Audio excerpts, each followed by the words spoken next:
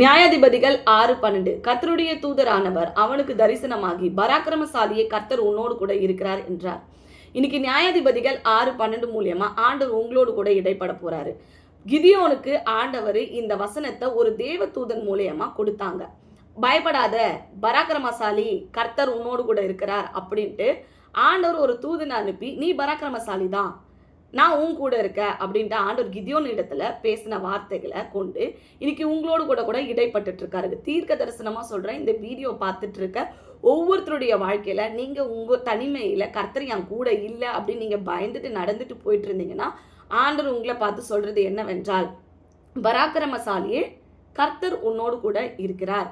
இன்னைக்கு பலனே இல்லாம பயந்துட்டு, இந்த உலகத்தை குறித்து பயந்துட்டு, எதிர்காலத்தை குறித்து பயந்துட்டு, என் வாழ்க்கை என்ன நடக்க போகுது அப்படின்னு பயந்துட்டு, வியாதிக்கு பயந்துட்டு, சுற்றி இருக்கிற காரியங்களை குறித்து பயந்துட்டு நீங்கள் வாழ்ந்துட்டு இருந்தீங்கன்னா ஆண்டவர் உங்களை பார்த்து சொல்கிற வார்த்தை என்னன்னா, பராக்கிரமசாலியே கர்த்தர் உன்னோடு கூட இருக்கிறார். நீங்கள் பராக்கிரமசாலி யாரால ஆகுறீங்க? கர்த்தரால. நீங்கள் பலவீனனா இருந்தால் கூட கர்த்தர் உங்களோடு கூட இருக்கும்போது நீங்கள் பராக்கிரமசாலி தான். அப்போது இன்னைக்கு வேதத்தில் கிதியோன் பார்த்தீங்கன்னா ஒரு இஸ்ரவேல் இனத்தார். அவங்க ஊரில் விதைக்கிறத என்ன பண்ணாங்க, மீதியானியர் எல்லாம் கொள்ளடிச்சிட்டு போயிட்டு இருந்தாங்க. இந்த மாதிரி நிறைய நடந்துகிட்டே இருந்தது. மீதியானியர் பார்த்தீங்கன்னா இவங்களை என்ன பண்ணல, நிம்மதியாக வாழ விடலை. இவங்க விதைக்கிறது, இவங்க கிட்ட இருக்கிற இவங்க பண்ணுற எல்லா காரியங்களையும் அவங்க கொள்ளடிக்கிறது எல்லாமே பண்ணிட்டு இருந்தாங்க. அப்போ ஆண்டவர் என்ன பண்ணாரு, மீதியானியர் கையில் இவங்களை ஒப்பு கொடுக்காம இஸ்ரவேல்ல இருந்து கிதியோனை எழுப்பி, கிதியோன் பார்த்தீங்கன்னா ஒரு சின்ன ஃபேமிலி தான். ஆண்டவருடைய வார்த்தை கிதியோனுக்கு வெளிப்படுது. எப்படி வெளிப்படுதுன்னா, பராக்கிரமசாலியே கர்த்தர் உன்னோடு கூட இருக்கிறார். ஒரு தூதர் மூலமும் தீர்க்க தரிசனம் வருது. அப்போ அதே சமயத்தில் ஏசப்பா என்ன பண்ணுறாங்க, கிதியோன் பார்த்தீங்கன்னா அவங்க கிட்ட பேசுகிறாங்க. என்னன்னு சொல்லி, நான் உன்னதான் தெரிந்து கொண்டேன், இஸ்ரவேலரை என்ன பண்ண போகிறேன், மீதியானியர் கையிலேருந்து ரட்சிக்கிறதுக்கு ஒன்றா நான் பண்ண போகிறேன், யூஸ் பண்ண போகிறேன்.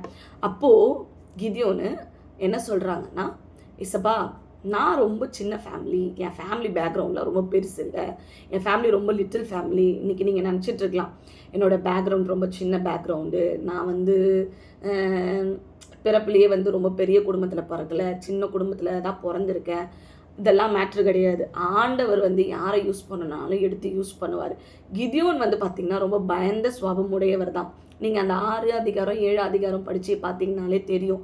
ஆனால் கிதியோனு ஆண்டவருடைய வார்த்தை அவருக்கு நேராக வந்த உடனே அவர் என்ன பண்ணார், ஆண்டவருக்கு கீழ்ப்படிஞ்சு, அதாவது பயந்திருந்த சுவாபம் இருந்தது.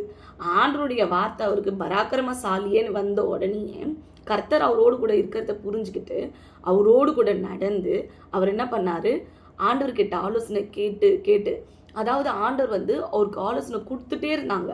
எல்லா சமயத்திலையும் கொடுத்துட்டே இருந்தாங்க. ஒரு தடவை கூட கிதியோன் ஆண்டவர் கொடுத்த ஆலோசனையை நிறுத்தலை. அதாவது ஆண்டவர் நீங்கள் ஆலோசனை கொடுக்குறீங்க, அதை நான் செய்யாமல் இருக்கலை அப்படின்ற மாதிரி செய்யாமல் அவர் கொடுக்குற ஆலோசனையை கேட்டு என்ன பண்ணாங்க, எல்லா காரியத்தையும் செஞ்சுட்டே இருக்கும்போது மீதியானியரை ஆண்டவர் பார்த்தீங்கன்னா கிதியோன் கையில் ஒப்பு கொடுத்தாரு. கிதியோனும் என்ன பண்ணாங்க, மீதியானியரை முறியடிச்சாங்க.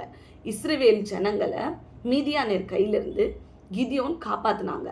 கர்த்தர் பார்த்தீங்கன்னா கிதியோன் கூட இருந்த மாதிரி உங்கள் கூடயே இந்த நாட்களில் இருக்க போகிறாரு. அப்போது நீங்கள் என்ன பண்ணணும், நீங்கள் பயந்த சுவாபத்தை விட்டு வெளியே கர்த்தர் உங்களோடு கூட இருக்கிறாரு, நீங்கள் எந்த காரியத்தை குறித்து பயப்படாமல் ஆண்டவர் என் கூட இருக்கிறாரு, நான் இந்த உலகத்தை குறித்து இந்த காரியங்களை குறித்து எது குறித்து பயப்பட மாட்டேன், கர்த்தர் என் கூட இருந்தால் நான் பயந்தாங்கோலியாக இருந்தேன்னா கூட என்னை பராக்கிரமசாலின்னு சொல்லி அழைத்த தேவன் என் கூட இருக்கிறார்.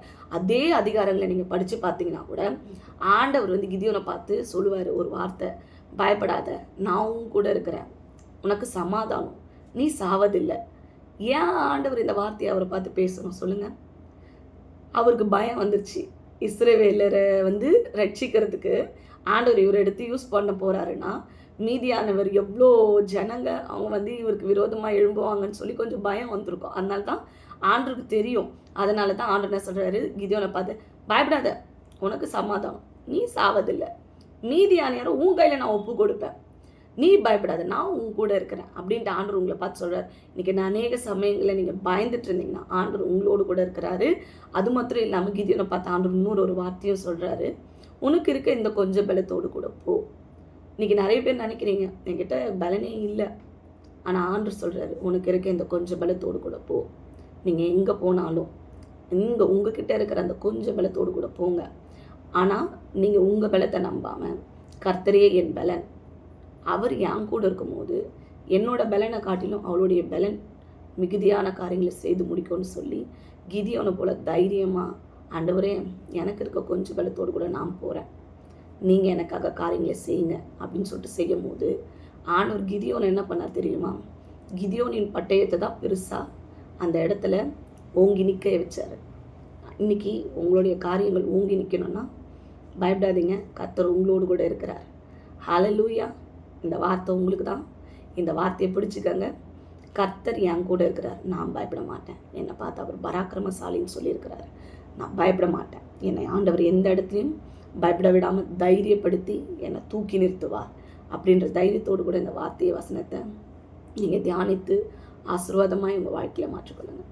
தேங்க்யூ.